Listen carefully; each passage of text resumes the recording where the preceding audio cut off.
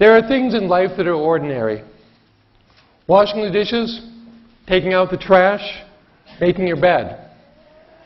But there are many other things in this life that seem ordinary, but are really extraordinary. Take apples, for example. We are all familiar with apples, one of the most common fruits. And yet, when you really take a look, they're amazing.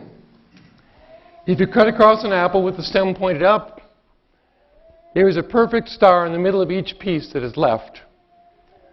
Nestled in that star are seeds, tiny brown things that with time and soil and water become trees 1,000 times bigger. They become an entirely different shape. In its own way, then, an apple is a miracle. A baby is another thing that seems ordinary. We were all babies once. We all know what they do. They drink, they cry, they wet. We all know how to take care of them. Feed them and change them when they cry, and rock them to sleep.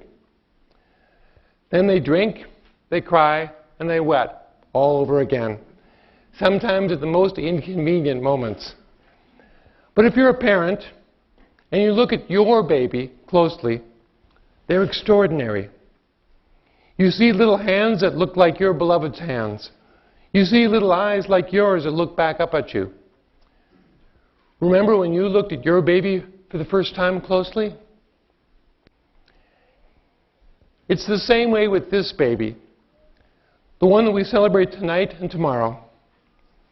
We all have heard the story 100 times. When we've heard a story so many times, even a great one, it runs the risk of being all too ordinary to be special.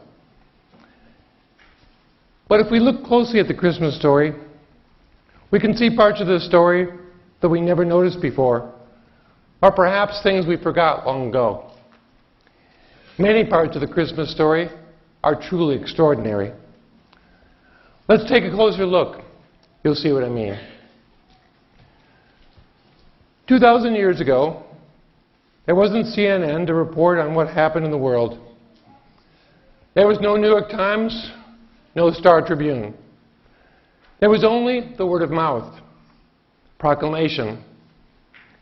When the people who were alive that first Christmas started to die off, Luke wrote down the story so that it wouldn't get messed up or lost with the passage of time. What Luke says leaves clues as to what was important about Jesus for the Jewish people. We would spend time talking about the birth moments and the feelings of his parents, Mary and Joseph. Luke spends more time telling when and why in Bethlehem than telling about the birth itself. When was important because then people could prove that it happened. Why in Bethlehem was important because it showed Jesus fulfilled the prophecy that Micah had spoken long ago, that something great would come out of tiny Bethlehem. The birth of Jesus was simple, as far as we know. It was ordinary except for the fact that it took place in a stable. The Bible really gives no details. Luke doesn't even mention Jesus by name at his birth. The angel Gabriel told Mary what she should name him long before this. We Christians have added a lot to the story down through the centuries. The wintry weather, the animals all around the baby, the dialogue with the innkeeper telling them to go to the manger. We've even added angels singing praises at the manger when the shepherds arrived. In our heads, we've also added the kings coming to the manger when actually they showed up to pay their respects to Jesus much later. We've made up extras like the little drummer boy, who were never in Luke's story. But as far as we know, from Luke's account, only Joseph and Mary witnessed the birth, and only shepherds came to the manger soon after. In the beginning, the rest of the world may have simply ignored Jesus. So it was that this baby Jesus at first seemed ordinary. Only by taking a closer look do we see the extraordinary part of this baby. Mary and Joseph may have been a little disappointed when they looked at Jesus for the first time. After all, an angel had told each of them that Jesus would be born. But he didn't seem so different than any other newborn. And where were the angels now? Angel visits had told them Jesus was coming. Yet as far as Luke says, all was quiet at the manger where Jesus lay in the first few hours of his birth. Then, after a while, the shepherds showed up. Joseph and Mary might have been disappointed that what the people who were coming were not royalty. But then they heard the shepherd tell their story. The one who announced the birth to them was an angel. And then not only one angel, but thousands of other angels appeared and started singing. So it was that Jesus did not have your ordinary birth announcement.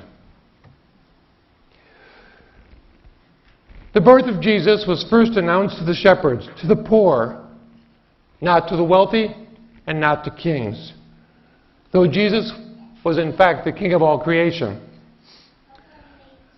That's extraordinary.